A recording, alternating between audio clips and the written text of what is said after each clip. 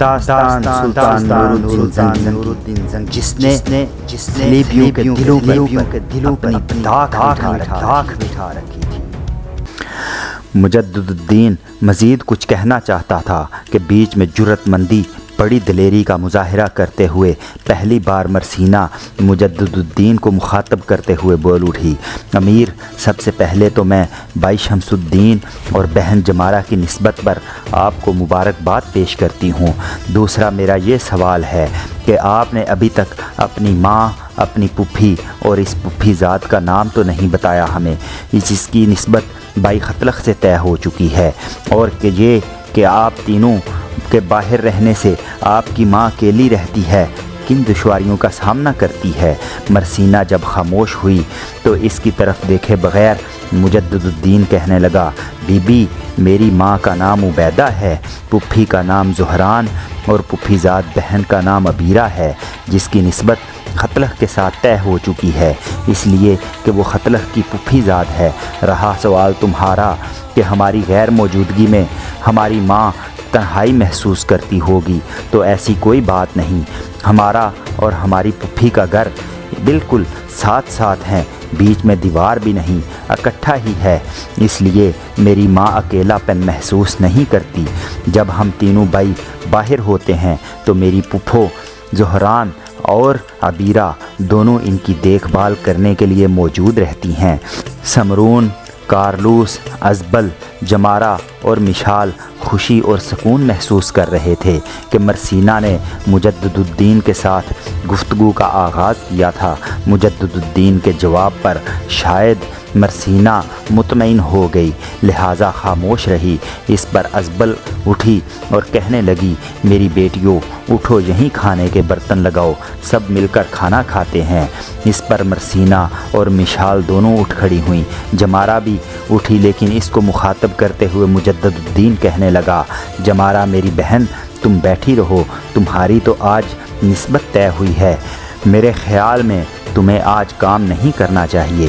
جمارہ چند قدم آگے بڑھ کر رکی، مسکراتے ہوئے مجدد الدین کی طرف دیکھ کر کہنے لگی، نہیں بھائی، ایسی کوئی بات نہیں، میں مرسینہ اور مشال کے ساتھ مل کر سارا کام کروں گی۔ اس کے ساتھ ہی وہ بھی مرسینہ اور مشال کے ساتھ باہر نکل گئی۔ تھوڑی دیر بعد تینوں نے مل کر وہاں کھانے کے برتن لگا دیے اور سب نے مل کر کھانا کھایا۔ سب وہاں بیٹھ کر باتیں کرنے لگے۔ پھر مجدد الدین سمرون اور کارلوس کو دیکھتے ہوئے کہنے لگا، اب آپ آرام کریں، ہم تینوں جاتے ہیں، وقت تھوڑا ہے، ہم نے تیاری بھی کرنی ہے، اس لیے کہ رات کے پچھلے حصے میں ہم یہاں سے کوچ کرنا ہے۔ مجدد الدین کی طرف دیکھتے ہوئے شمس الدین اور خطلق بھی اٹھ کھڑے ہوئے۔ سمرون، کارلوس، ازبل، جمارہ، مرسینہ اور مشال بھی کھڑی ہو گئیں۔ اس کمرے سے نکل کر سارے باہر صحن میں آئے۔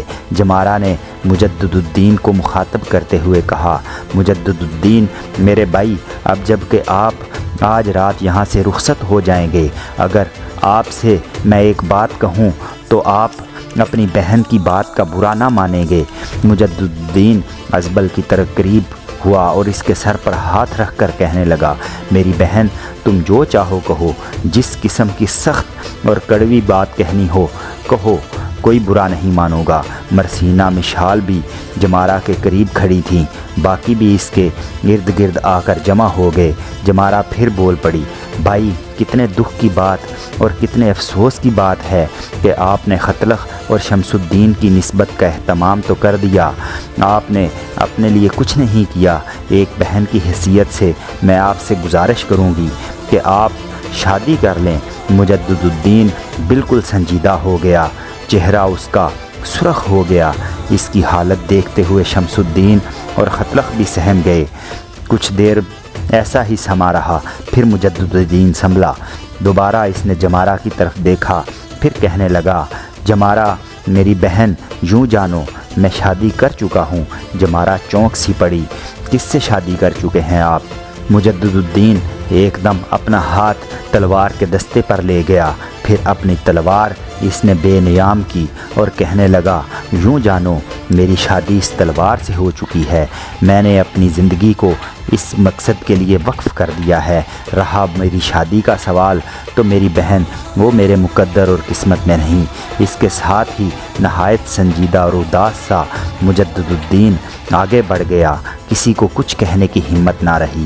پھر سب نے تینوں کو الوداع کہا اور وہاں سے رخصت ہو کر چلے گئے۔ اسی رات مجدد الدین، شمس الدین اور خطلخ اپنے لشکر کے ساتھ حلب کی طرف کوچ کر گئے۔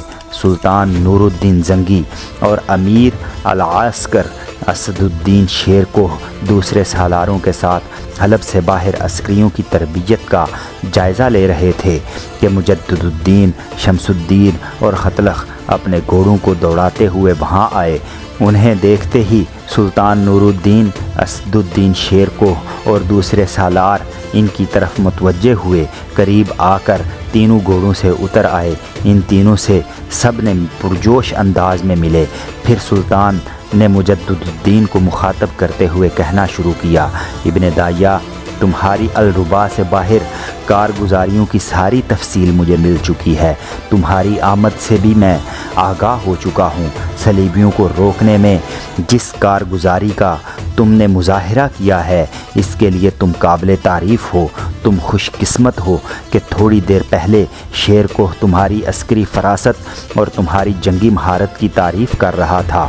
بہرحال جس مقصد کے لیے تم الربا کی طرف گئے تھے، اس سلسلے میں میں پوری طرح تم تینوں سے مطمئن ہوں۔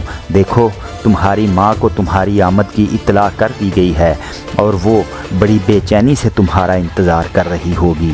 اب ہم تمہیں یہاں باتوں میں الجھانا نہیں چاہتے، تفصیل سے تمہارے ساتھ بعد میں گفتگو ہوگی۔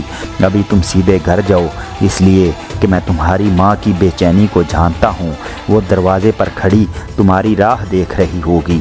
اس کے ساتھ ہی سلطان کے کہنے پر تینوں گھوڑے پر سوار ہوئے اور شہر کی طرف روانہ ہو گئے۔ تینوں اپنے گھوڑوں سے اتر کر ایک کھلے مکان میں داخل ہوئے۔ صحن میں 3 ڈلی ہوئی عمر کی عورتیں اور ایک جوان لڑکی شاید ان تینوں کا انتظار کر رہی تھیں۔ ڈلی ہوئی عمر کی عورتوں میں سے ایک مجدد الدین کی اور شمس الدین کی ماں عبیدہ تھی، دوسری عورت تینوں کی پھوپھی زہران اور تیسری ان کی پھوپھوزاد خطلخ کی منصوبہ عبیرہ تھی۔ اپنے گھوڑوں کی باگیں چھوڑ کر تینوں آگے بڑھے۔ عبیدہ اور زہران نے بھرپور شفقت اور ممتا سے ان کا استقبال کیا۔ اتنی دیر میں عبیرہ فوراً حرکت میں آئی۔ اس نے جا کر گھوڑوں کی لگامیں پکڑ کر ایک طرف باندھ دیا۔ پھر عبیدہ اور زہران ان دونوں کے سامنے والی نشست میں لے کر بیٹھ گئیں۔ عبیرہ ان کے پیچھے پیچھے تھیں۔ سب جا کر نشستگاہ میں بیٹھ گئے۔ پھر اپنی ماں عبیدہ کے کہنے پر مجدد الدین انہیں الربا میں اپنی کارگزاری کی تفصیل بتا رہا تھا۔ اس تفصیل میں آرلوس، مرسینہ اور مشال سے ملاقات، پھر صلیبیوں کے خلاف جنگ اور ان کا انطاکیہ کی طرف بھاگ جانا، اور آخر میں انہیں سمرون کے ہاں شمس الدین اور جمارہ کی نسبت طے کرنے کی تفصیل بتا رہا تھا۔ جب تک ملک شاہ سلجوقی مسلمانوں کا سلطان رہا، یورپ کی صلیبی قوتوں کو مسلمانوں کے علاقوں کی طرف آنکھ اٹھانے کی جرت نہ ہوئی۔ سلطان ملک شاہ سلجوقی کی وفات کے بعد جب عالم اسلام کا شیرازہ بکھرا، مختلف شہروں سے حکمران قابض ہوئے اور تب پورے یورپ نے مسلمانوں کے خلاف پہلی صلیبی جنگ کی ابتدا کر دی۔ اس صلیبی جنگ کے نتیجے میں انطاکیہ، سورت، صدا، بیروت، یروشلم، طرابلس اور دیگر بہت سے شہر مسلمانوں سے صلیبیوں نے چھین لیے، اور اب صورتحال یہ تھی کہ مختلف شہروں پر چھوٹے چھوٹے حکمران تھے، جن میں سے حلب پر سلطان نور الدین زنگی اور موصل میں سلطان نور الدین زنگی کا بڑا بھائی سیف الدین حکمران تھا۔ اب جرمنی کا بادشاہ کارنڈ اور فرانس کا بادشاہ لوئی یروشلم پہنچ کر اپنی عسکری طاقت اور قوت کو استوار کرنے لگے ہوئے تھے، اور یروشلم کے بادشاہ بلڈون نے بھی ان کا ساتھ دیا۔ اس طرح یروشلم میں 3 بڑی قوتیں یکجا ہو گئی تھیں، اور جب انہوں نے دیکھا کہ اب وہ مسلمانوں پر ضرب لگانے کے لیے اپنے لشکریوں کو ترتیب دے چکے ہیں، تب انہوں نے فیصلہ کیا کہ سب سے پہلے دمشق پر حملہ آور ہونا چاہیے، اور دمشق پر قبضہ کرنے کے بعد مسلمانوں کے دوسرے علاقوں اور شہروں کی طرف یلغار کر دینی چاہیے۔ یہ فیصلہ ہونے کے بعد تینوں نصرانی بادشاہ اپنے متحدہ لشکر کے ساتھ یروشلم سے نکلے اور بڑی برق رفتاری سے انہوں نے دمشق کا رخ کیا۔ دمشق ارض شام کا سب سے بڑا شہر تھا۔ یہ سطح سمندر سے تقریباً 700 میٹر بلند ہے، صحرا کی حد پر، اور لبنان شرقیہ کے سلسلہ کوہ کی شرقی سرحد پر جبل فاسون کے دامن میں واقع ہے۔ یہ شہر حضرت داؤد علیہ السلام کے ہاتھوں فتح ہوا، لیکن جب حضرت سلیمان کے عہد میں دمشق کے بادشاہ نے شمال کے شاہان آشور اور جنوب کے مملوک اسرائیل کے خلاف جنگ میں کامیابی حاصل کی، تب 732 کاف میم میں تلگت پلاسر نے دمشق کی بادشاہت کا خاتمہ کر دیا۔ 8ویں صدی کاف میم میں آشوریوں نے، 7ویں صدی میں بائبلوں نے، 6ٹھی صدی میں خنخا منشیوں نے، 4تھی صدی میں یونانیوں نے، 1 صدی کاف میم میں بزنطینیوں نے دمشق پر یکے بعد دیگرے قبضہ کیا۔ 64 کاف میم میں دمشق رومن سلطنت کا ایک صوبہ بنا، رومیوں کی جگہ بزنطینیوں نے سنبھال لی۔ 395 میں یہ سلطنت شرقیہ کا ایک حصہ بن گیا۔ 612 عیسوی میں ایران کے بادشاہ خیر حسانی نے دمشق پر قبضہ کر لیا، اور 627 عیسوی میں ایرانی شہنشاہ کی وفات پر دمشق خالی کر دیا گیا، اور 624 عیسوی میں رومن بادشاہ ہرکولس اس پر قابض ہو گیا۔ 635 عیسوی میں حضرت خالد بن ولید رضی اللہ تعالی عنہ اور حضرت عبیدہ بن الجراح رضی اللہ تعالی عنہ نے دمشق پر حملہ کیا، اور دمشق پر قبضہ کر کے مغرب کے 1000 سالہ سیاست کا خاتمہ کر دیا۔ حضرت عمر رضی اللہ تعالی عنہ نے یزید بن ابی سفیان کو دمشق کا والی نامزد کیا۔ بہت جلد دمشق کو ایک مقدس شہر کا درجہ حاصل ہو گیا۔ روایات کی روشنی میں ان مقامات کا سراغ لگایا گیا جنہیں انبیاء سابقین نے شہرت عطا کی تھی، چنانچہ زائرین کی تعداد میں اضافہ ہونے لگا۔ زیادہ تر لوگ جبل قاسون دیکھنے کے لیے جاتے، جہاں حضرت آدم علیہ السلام کے بیٹے قابیل نے اپنے بھائی حابیل کو قتل کیا تھا۔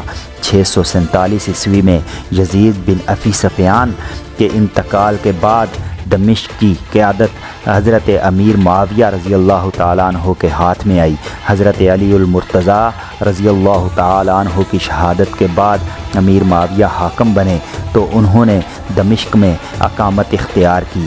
1 صدی تک یہ خلافت کے مرکزی صوبے کا مدنی مرکز بنا رہا، جہاں تک کہ خلیفہ ابو العباس الفصاح نے دمشق کی جگہ بغداد کو دارالحکومت بنا دیا۔ عباسی خلیفہ المتوکل نے ایک بار پھر اپنا دارالحکومت دمشق تبدیل کرنے کی کوشش کی، لیکن وہ صرف 38 یوم قیام کرنے کے بعد سامرا شہر چلا گیا۔ 867 عیسوی میں بخارا کے ترک احمد بن طولون کو خلیفہ نے دمشق کا والی مقرر کیا۔ اس نے خلیفہ کی کمزوریوں کے مد نظر دمشق پر قبضہ کر لیا۔ بنی طولون کے زوال اور کراستہ کی روز افزوں سرگرمیوں کو دیکھتے ہوئے خلیفہ وقت نے اپنا لشکر دمشق روانہ کر دیا۔ کراستہ کو ہتھیار ڈالنے پڑے۔ اس کے بعد حکمرانی کا سلسلہ چلتا رہا، جہاں تک کہ سلجوقی سلطان الپ ارسلان نے اپنے بھائی تمتش کو دمشق کا حاکم مقرر کیا۔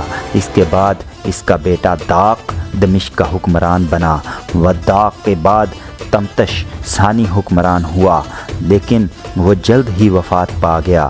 اس کے بعد ایک شخص اتاحک ظہیر الدین دمشق کا حاکم بنا۔